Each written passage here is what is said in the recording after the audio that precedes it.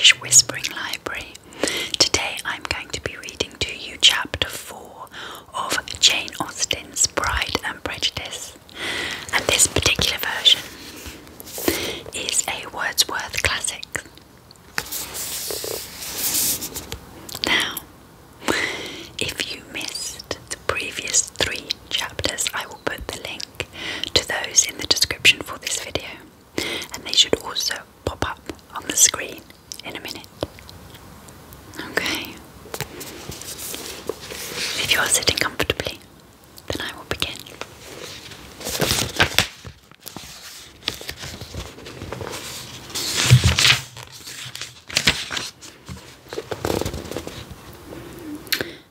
When Jane and Elizabeth were alone, the former, who had been cautious in her praise of Mr. Bingley before, expressed to her sister how very much she admired him. "He is just what a young man ought to be," said she. "Sensible, good-humoured, lively, and I never saw such happy manners, so much ease, with such perfect good breeding." "He is also handsome," replied Elizabeth, "which a young man ought likewise to be, if he possibly can. His character is thereby complete." "I was very much flattered by his asking me to dance a second time. I did not expect such a compliment." "Did not you? I did for you. But that is one great difference between us. Compliments always take you by surprise, and me never. What could be more natural than him asking you again? He could not help seeing that you were 5 times as pretty as every other woman in the room. No thanks to his gallantry for that. Well, he certainly is very agreeable, and I give you leave to like him. You have liked many a stupider person. Dear Lizzie,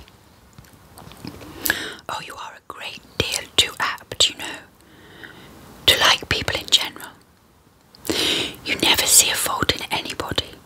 All the world are good and agreeable in your eyes. I never heard you speak ill of a human being in my life. I would not wish to be hasty in censoring anyone, but I always speak what I think. I know you do, and it is that which makes the wonder, with your good sense, to be so honestly blind to the follies and nonsense of others. Affectation of candour is common enough, one meets it everywhere, but to be candid, without ostentation or design, to take the good of everybody's character and make it still better, and say nothing of the bad, belongs to you alone. And so, you like this man's sisters too, do you? Their manners are not equal to his. Certainly not at first, but they are very pleasing women when you converse with them. Miss Bingley is to live with her brother and keep his house, and I am much mistaken if we shall not find a very charming neighbour in her." Elizabeth listened in silence, but was not convinced. Their behaviour at the assembly had not been calculated to please in general, and with more quickness of observation and less pliancy of temper than her sister, and with a judgment too unassailed by any attention to herself. She was very like disposed to approve of them. They were in fact very fine ladies, not deficient in good humour, when they were pleased, nor in power of being agreeable when they chose it, but proud and conceited. They were rather handsome, had been educated in one of the first private seminaries in town, had a fortune of £20,000, were in the habit of spending more than they ought, and of associating with people of rank, and were therefore, in every respect, entitled to think well of themselves and meanly of others. They were of a respectable family in the north of England,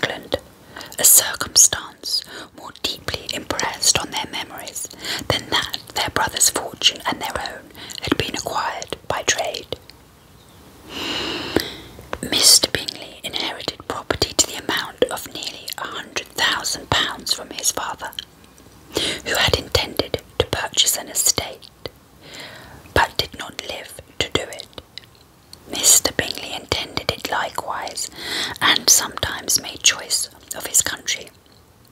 But as he was now provided with a good house and the liberty of a manor, it was doubtful to many of those who best knew the easiness of his temper, whether he might not spend the remainder of his days at Netherfield, and leave the next generation to purchase.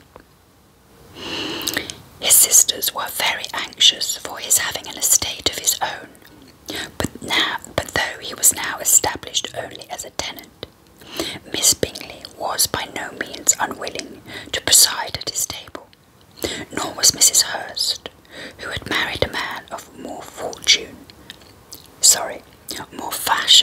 than fortune, less disposed to consider his house as her home when it suited her. Mr. Bingley had not been of age 2 years when he was tempted by an accidental recommendation to look at Netherfield House. He did look at it, and into it for half an hour, was pleased with the situation and the principal rooms, satisfied with what the owner said in its praise, and took it immediately. Between him and Darcy there was a very steady friendship, in spite of a great opposition of character. Bingley was endeared to Darcy by the easiness, openness of his temper, though no disposition could offer a greater contrast to his own, and though with his own he never appeared dissatisfied. On the strength of Darcy's regard, Bingley had the firmest reliance, and of his judgment the highest opinion. In understanding Darcy was the superior, Bingley was by no means deficient, but Darcy was clever. He was at the same time haughty, reserved, and fastidious, and his manners, though well bred, were not inviting. In that respect, his friend had greatly the advantage. Bingley was sure of being liked wherever he appeared. Darcy was continually giving offence. The manner in which they spoke of the Merton Assembly was sufficiently characteristic. Bingley had never met with pleasanter people or prettier girls in his life. Everybody had been most kind and attentive to him. There had been no formality, no stiffness, and he had soon felt acquainted with all the room, and, as to Miss Bennet, he could not conceive an angel more beautiful.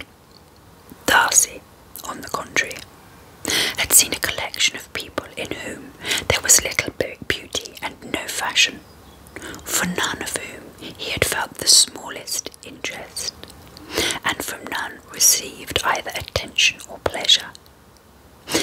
Miss Bennet he acknowledged to be pretty, but she smiled too much. Mrs. Hurst and her sister allowed it to be so, but still they admired her and liked her, and pronounced her to be a sweet girl and one whom they should not object to know more of. Miss Bennet was therefore established as a sweet girl, and their brother felt authorized by such commendation to think of her as he chose.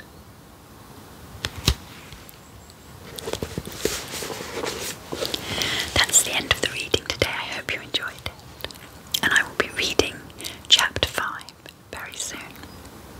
I hope you enjoyed the rest of your day. Thank you for watching, and I'll see you soon. And of course, don't forget to join my community by subscribing and hitting the notification bells so you don't miss anything.